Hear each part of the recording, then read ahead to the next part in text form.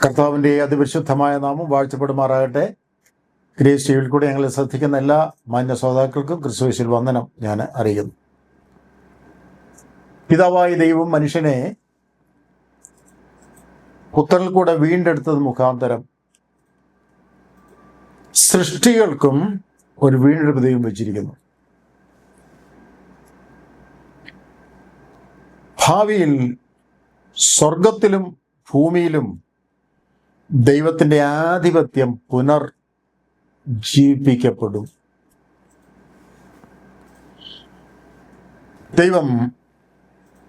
ദൈവ സൃഷ്ടിയുമായി നിരപ്പുണ്ടാക്കും.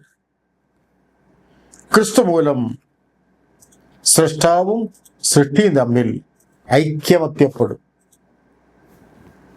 അത് 1000 ആണ്ട് വാഴ്ചയിൽ നമുക്ക് കാണാൻ പറ്റും. ഒന്നായി തീരും. ഇപ്പൊ സ്വർഗവും ഭൂമിയും തമ്മിൽ തെറ്റി. ആദമിന്റെ പാപനിമിത്തം സൃഷ്ടിയും ദൈവവും തമ്മിൽ തെറ്റി.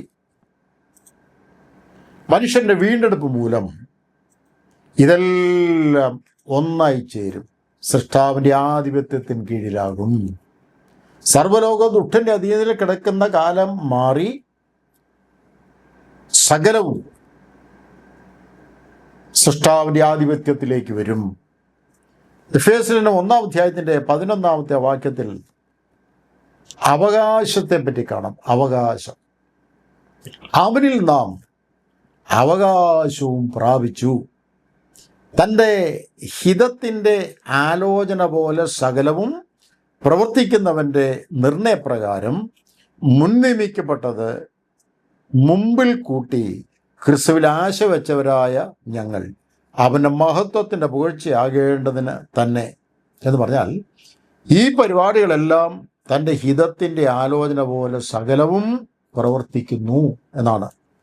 അപ്പം മുമ്പിൽ കൂട്ടി ക്രിസ്തുവിൽ ആശ വെച്ചവരെന്ന് പറയുന്നത് യഹൂദന്മാരാണ്. മുമ്പിൽ കൂട്ടി ക്രിസ്തുവിൽ ആശ വെച്ചവരെന്ന് പറഞ്ഞത് യഹൂദന്മാരെ ഉദ്ദേശിച്ചാണ്. മഹത്വത്തിൻ്റെ പുകഴ്ച മുഴുവനും പുകഴ്ത്തപ്പെടും എന്ന് നമുക്കിവിടെ കാണാൻ സാധിക്കുകയാണ്. വീണ്ടെടുപ്പ് ഈ വാക്യത്തിൽ നാം അങ്ങനെ പുകഴ്ത്തപ്പെടാൻ പോവുകയാണ്. വീണ്ടെടുപ്പിൽ കൂടെ നാം പുകഴ്ത്തപ്പെടാൻ പോവുകയാണ്. നിത്യത മുഴുവനും അങ്ങനെ സംഭവിക്കും.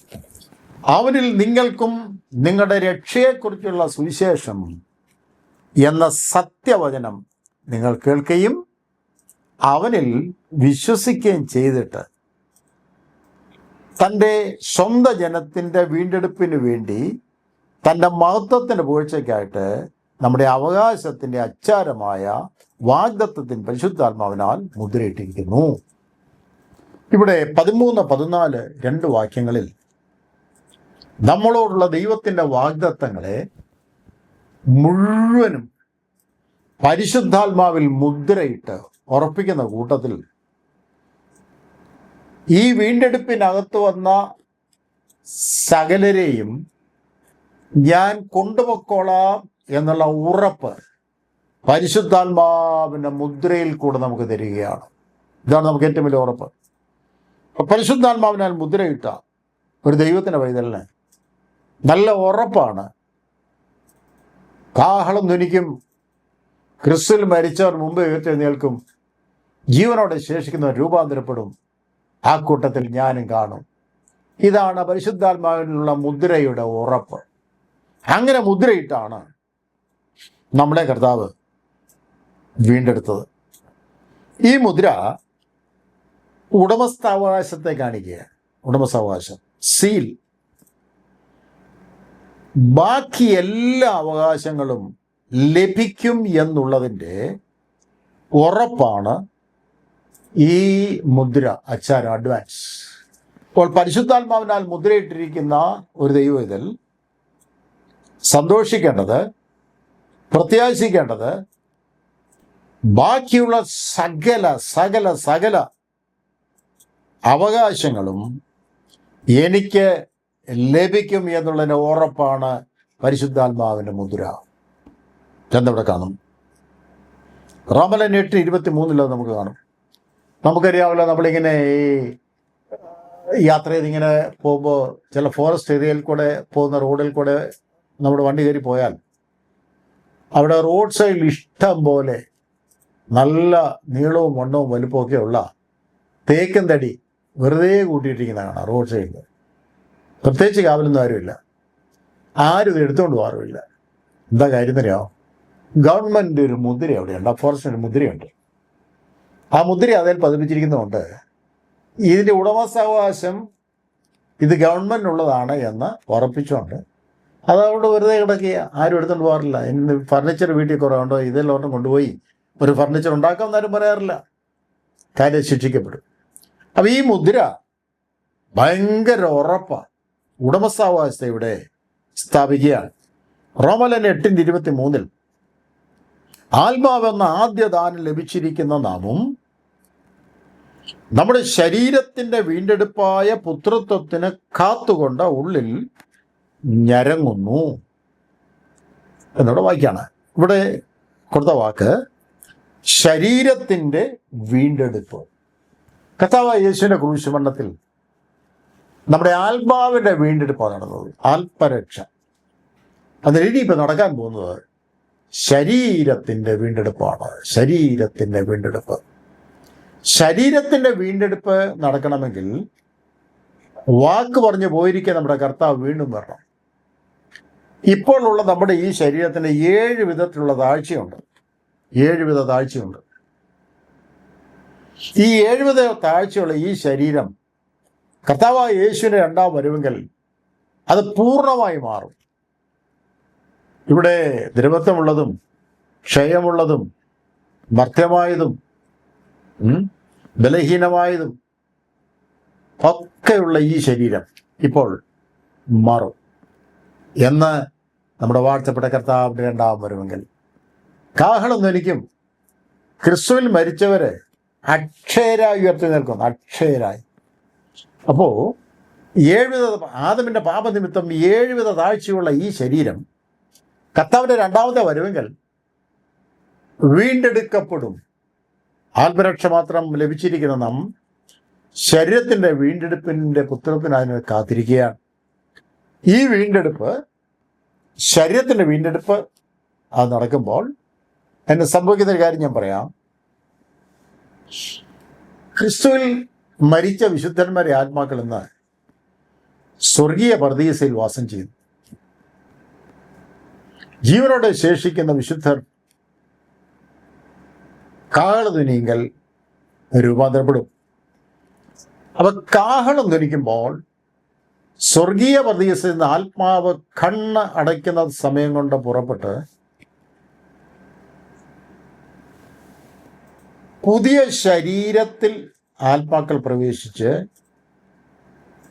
ക്രിസ്തുവിൽ മരിച്ചവർ കാര്യം പറയാൻ പ്രവേശിച്ചിട്ട് കണ്ണ് തുറക്കുന്ന സമയം കൊണ്ട് ശവക്കുഴി മുതൽ അല്ലെങ്കിൽ ഭൂമി മുതൽ മധ്യാകാശം വരെ പറന്നുയരാൻ കണ്ണു തുറക്കുന്ന സമയം കൊണ്ട് സാധിക്കും എന്ന് പറയാൻ എൻ്റെ അർത്ഥം, ജഡരക്തരഹിതമായൊരു ശരീരം വീണ്ടെടുപ്പിൽ നമുക്ക് ലഭിക്കും. 7 വിധ താഴ്ച മാറിയിട്ട് ഗ്ലോറിഫൈ ചെയ്തൊരു ശരീരം ലഭിക്കുമ്പോൾ അതാത് ആത്മാക്കളായ ശരീരത്തിൽ പ്രവേശിച്ചുകൊണ്ട് ഹേ മരണമേ നിന്റെ ജയം എവിടെ, ഹേ മരണമേ നിന്റെ വിഷമുള്ള എവിടെ, മരണത്തിൻ്റെ വിഷമുള്ള പാപം, പാപത്തിൻ്റെ ശക്തിയും ന്യായപ്രമാണം നമ്മുടെ കർത്താവായ യേശു ക്രിസ്തു മുഖാന്തരം നമുക്ക് ജയം തന്ന ദൈവത്തിന് സ്തോത്രം എന്ന പാട്ട് പാടിക്കൊണ്ട്, അഥവാ മരണമേ ഇനി നിനക്ക് എന്നെ ഒന്ന് തോൽപ്പിക്കാമോ എന്ന് ചോദിച്ച ആ പാട്ട് പാടിക്കൊണ്ട് വിശുദ്ധന്മാർ കണ്ണു തുറക്കുന്ന സമയം കൊണ്ട് ശവക്കുഴി മുതൽ മധ്യാകാശം വരെ പറന്നു വരാൻ എത്ര മൈൽ സ്പീഡിൽ പോകണമോ അങ്ങനെ പറക്കാൻ പറ്റിയൊരു ശരീരം നമുക്ക് ലഭിക്കാൻ പോകുന്നു. എപ്പോൾ? കാഹളം ധ്വനിക്കുമ്പോൾ നമുക്ക് ലഭിക്കുന്ന ശരീരത്തിൻ്റെ വീണ്ടെടുപ്പിൽ കൂടെ അത് നമുക്ക് ലഭിക്കാൻ പോവുകയാണ്. ഈ പ്രത്യാശയാണ് നമ്മുടെ ക്ഷീണത്തിലും പ്രയാസത്തിലും രോഗത്തിലും ഒക്കെ സന്തോഷിപ്പിക്കുന്നത്. അങ്ങനെ ഒരു വീണ്ടെടുപ്പ്, ശരീരത്തിൻ്റെ വീണ്ടെടുപ്പ് എൻ്റെ നിങ്ങളുടെ ജീവിതത്തിൽ നടക്കാൻ പോവുകയാണ്. ആത്മാവെന്ന ആദ്യദാനം ലഭിച്ചിരിക്കുന്ന നാമും നമ്മുടെ ശരീരത്തിൻ്റെ വീണ്ടെടുപ്പായ പുത്രത്വത്തിന് കാത്തുകൊണ്ട് ഉള്ളിൽ ഞരങ്ങുന്നു.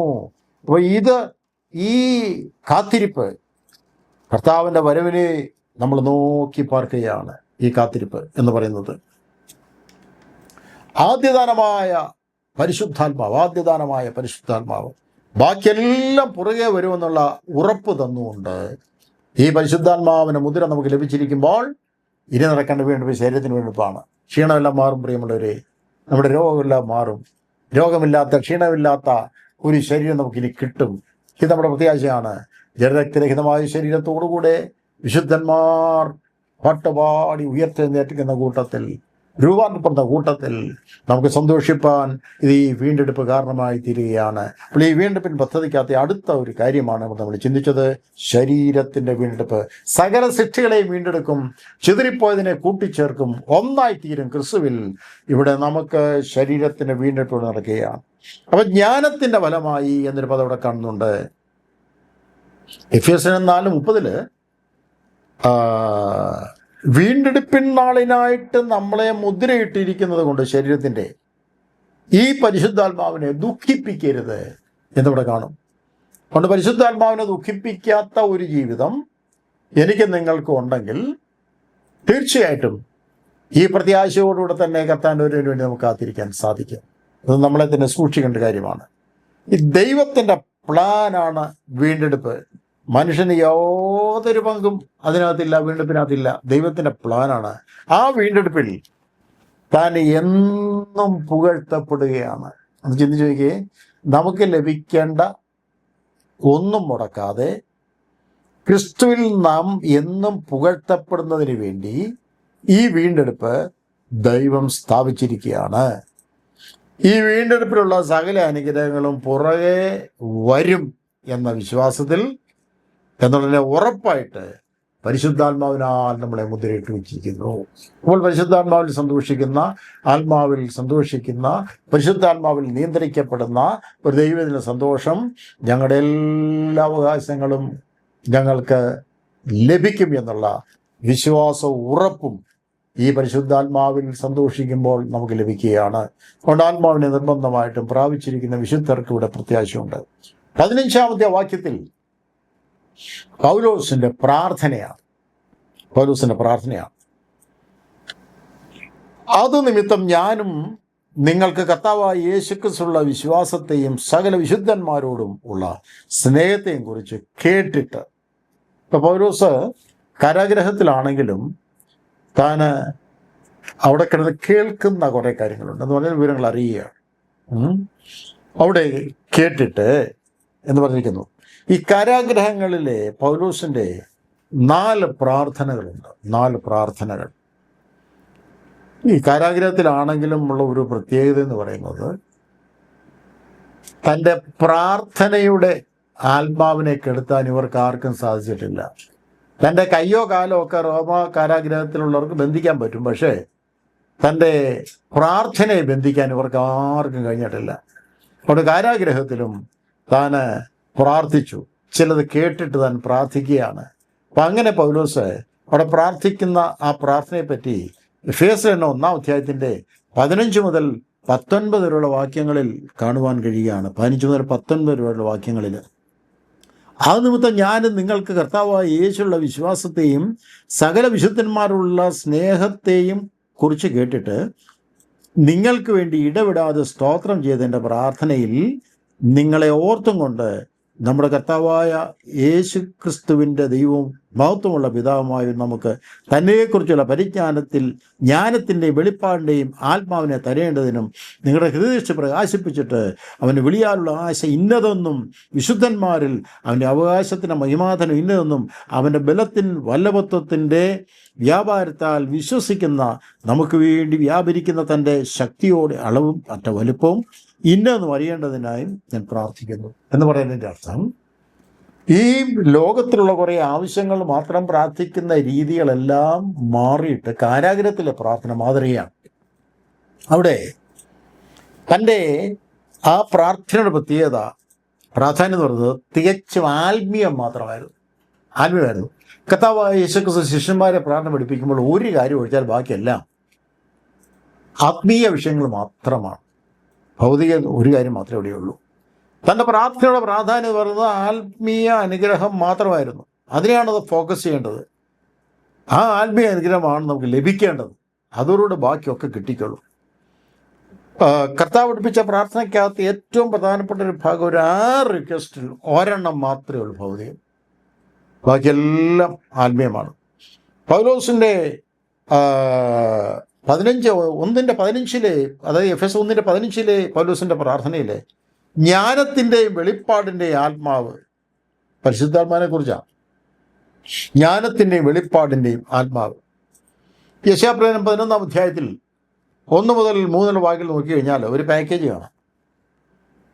അത് ജ്ഞാനത്തിൻ്റെയും വെളിപ്പാടിൻ്റെയും ആത്മാവെന്ന് വിശേഷിപ്പിക്കുന്നതിൻ്റെ ഒരു പൂർണ്ണരൂപം നമുക്ക് അവിടെ കാണാൻ പറ്റുകയാണ്. അപ്പോൾ ദൈവിക സത്യങ്ങൾ കൂടുതൽ ലഭിക്കാനുള്ള കഴിവ് ലഭിക്കണം. ഇതാണ് ആ പ്രാർത്ഥന. ദൈവിക സത്യങ്ങൾ കൂടുതലായിട്ട് ലഭിക്കാനുള്ള കഴിവിന് വേണ്ടിയാണ് ഇവിടെ പ്രാർത്ഥിക്കുന്നത് എന്ന് നമുക്ക് മനസ്സിലാക്കാനായിട്ട് പറ്റുകയാണ്.